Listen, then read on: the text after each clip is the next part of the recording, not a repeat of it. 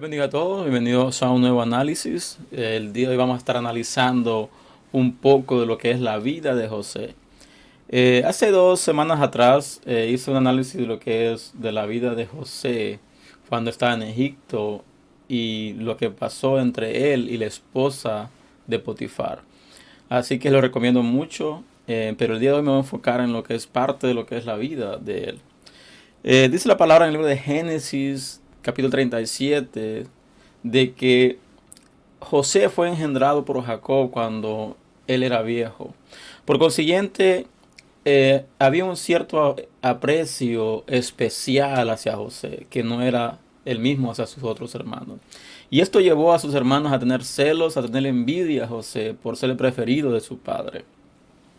Y llega un momento donde Jacob le entrega un presente especial a José, el cual era una túnica de colores.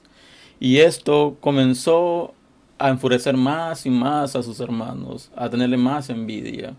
Pero donde todo comenzó a tomar otro tinte fue cuando José tuvo un sueño. Y en este sueño, José, em, junto con sus hermanos, está recogiendo ciertos manojos. Y dice la palabra que en el sueño el manojo de José se enderezó y los manojos de sus hermanos se inclinaban al manojo de José. Y después de haberles contado el sueño a ellos, comenzaron a insultarle, comenzaron a decirle de que cómo podía creer de que ellos se iban a inclinar ante él. Pero eso no fue todo. Más adelante, José vuelve a tener un segundo sueño, pero en este segundo sueño, José sueña de que el sol y la luna y 11 estrellas se postran ante él. Pero en este caso, José le cuenta a Jacob y a sus hermanos, a lo cual sus hermanos se llenaron de ira y comenzaron a tener más contienda con él, pero a su vez Jacob le reprendió en un principio. Pero más adelante dice la palabra de que José comenzó a meditar en el sueño. Y días más adelante dice el texto de que sus hermanos habían ido lejos a apacentar las ovejas de su padre. Entonces Jacob envía a José a que vayan a ver a sus hermanos y vaya a ver los rebaños y que le regrese con respuesta sobre de cómo están, cuál es el estado de sus hermanos.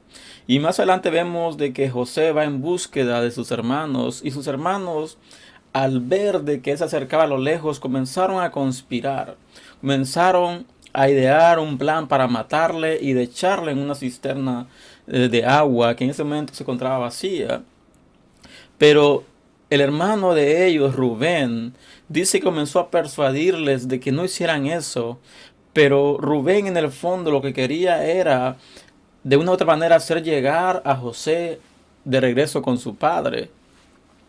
Pero pasó algo en el medio donde Rubén sale de la ecuación y encontramos nada más a sus hermanos. Y vemos en este punto una cuadrilla, una compañía de ismaelitas que iban de camino a Egipto a vender mercadería.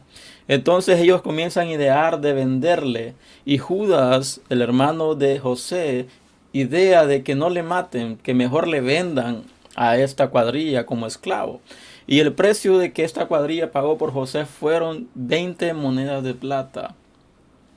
Y más adelante vemos cómo Rubén regresa a buscar a José a la cisterna y se encuentra con la sorpresa de que José ya no estaba, a lo cual llevó a Rubén a rasgarse sus vestidos. Haciendo un paréntesis, cuando en el Antiguo Testamento alguien se rasgaba el vestido, era en símbolo de dolor, en símbolo de tristeza, en símbolo de agonía, por un dolor inmenso de llegar al punto de rasgarse completamente sus vestidos.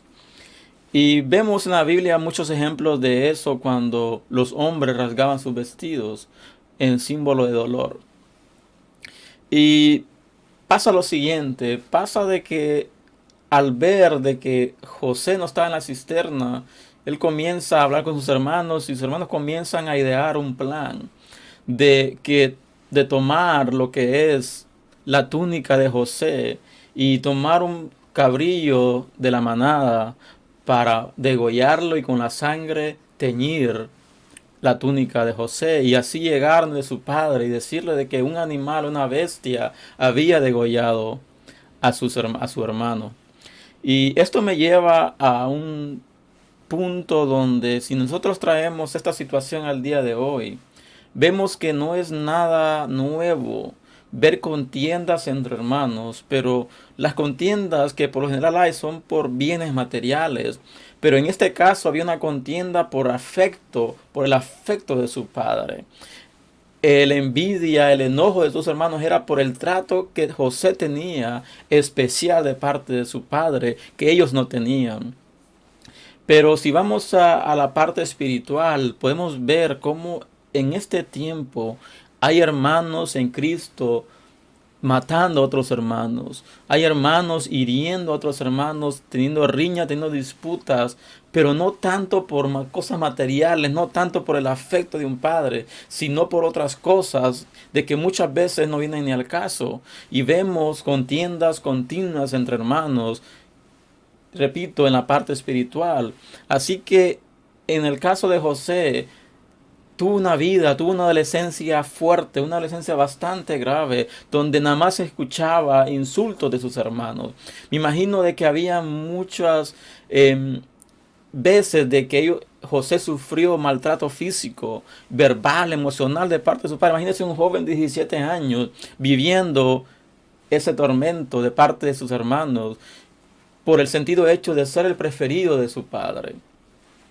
Y más adelante dice la palabra de que los hermanos llegaron desde Jacob y le contaron lo sucedido, de que una bestia había matado a José, a lo cual llevó a Jacob a rasgarse su vestido y a vestirse de cilicio y entrar en luto por la muerte de su hijo. Y esto me lleva al punto de Jesucristo en la cruz. Imagínense Dios viendo a su hijo crucificado en la cruz del Calvario, viendo a su hijo ahí, indefenso, muerto. Me imagino eso se puede comparar en lo que sintió Jacob al imaginarse su vida sin aquel que había tenido en su vejez.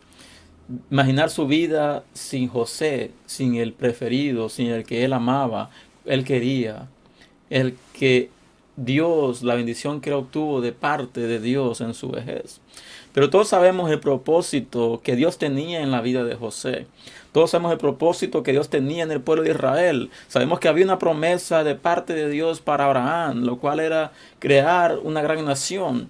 Pero era necesario de que esta nación llegara a tener protección de parte de Dios, llegara a un punto, a un lugar donde tuviera protección. Y Dios mandó a José a Egipto para un propósito definido. Y esto es lo que quiero que se queden, de que muchas veces vamos a pasar tormentos, vamos a pasar críticas, vamos a pasar muchas cosas, vamos a pasar desprecios, pero hay un propósito de parte de Dios.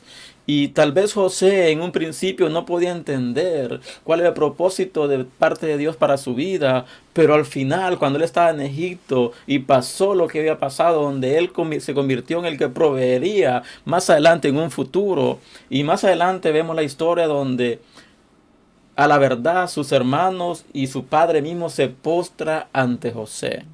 Dios revela a José el futuro de qué iba a pasar. Así que vemos y tenemos que entender de que Dios tiene un propósito para nosotros siempre. Aunque estemos pasando tribulaciones, aunque estemos pasando angustia, el propósito de Dios se va a cumplir en nuestra vida y todo el proceso es necesario.